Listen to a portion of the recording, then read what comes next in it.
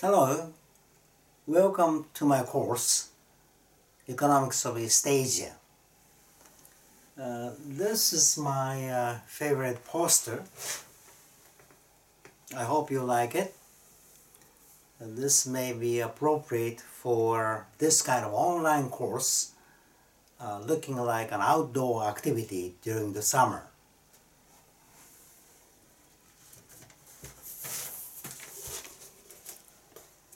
In my course, I'll take the issue-oriented approach in which we directly take up the current issues in East Asia, rather than going through introduction, theories, empirical studies, and policy analysis, and so on.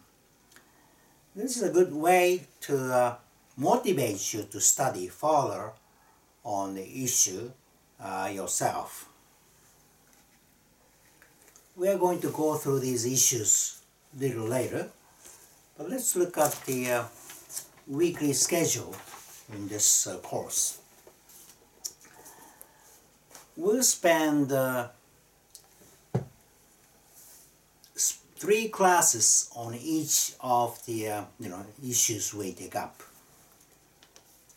On Mondays we have a lecture, although not much lecture in class because you should look at the my lecture video in advance. So mainly we have a discussion on the issue of the week and the quick quiz at the end of the class to make sure that you understand the basics of the issue of the week.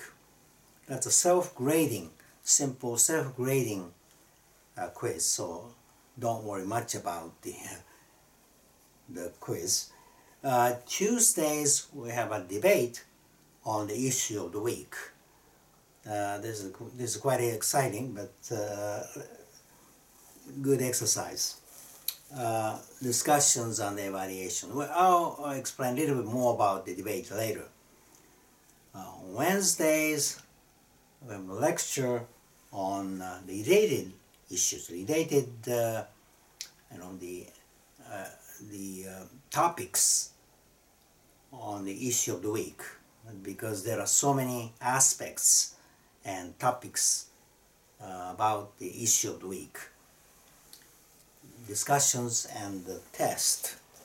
This Wednesday test, or weekly test, is quite important because Wednesday weekly tests will replace a midterm or final exams. In other words, in this course, there's no midterm or final exam.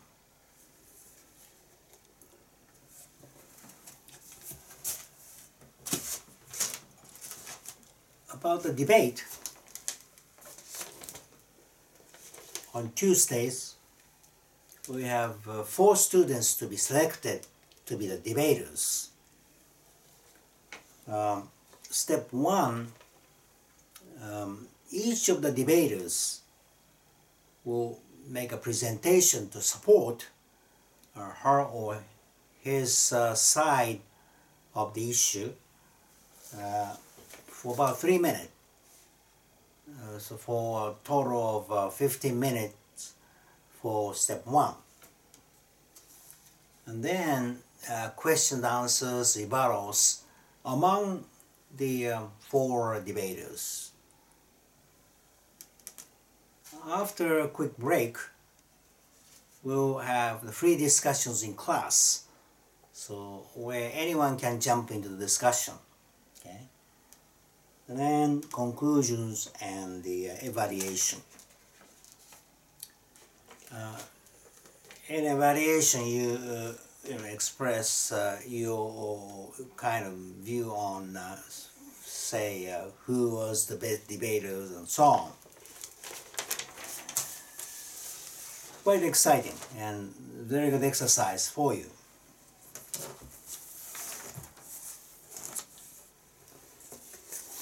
Let's go over the issues quickly.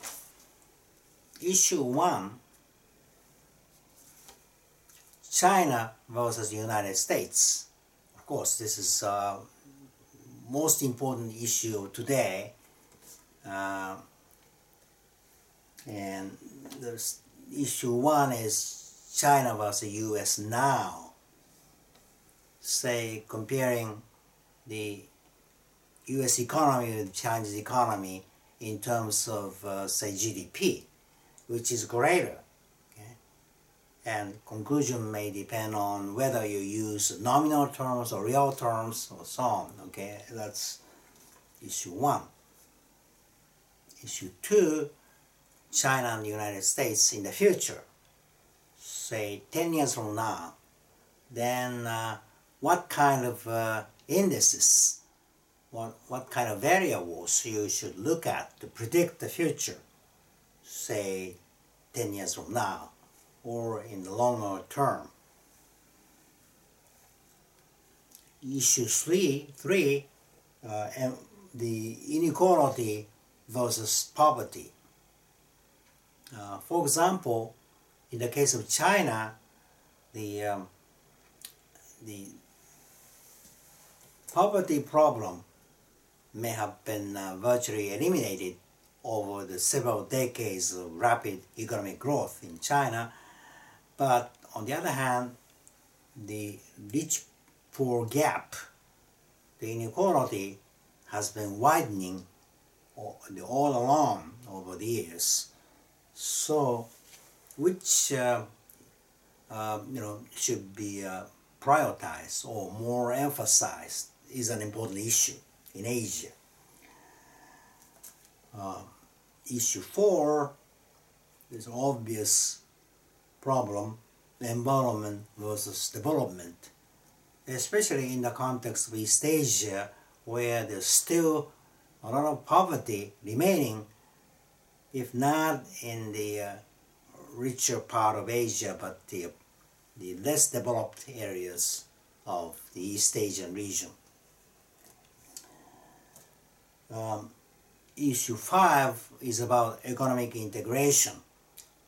Like EU in Europe, East Asia may be moving toward the economic integration. Then there are alternative approaches. One is East Asian economic integration, where only East Asian nations can, form the community or union within, versus the Pacific Rim approach, where countries around Pacific Rim should integrate themselves. It's a kind of broader approach. Step 6, issue 6, the population problem. Is it better to have a greater population or less population to promote economic development? That's an interesting issue, very important in the long term.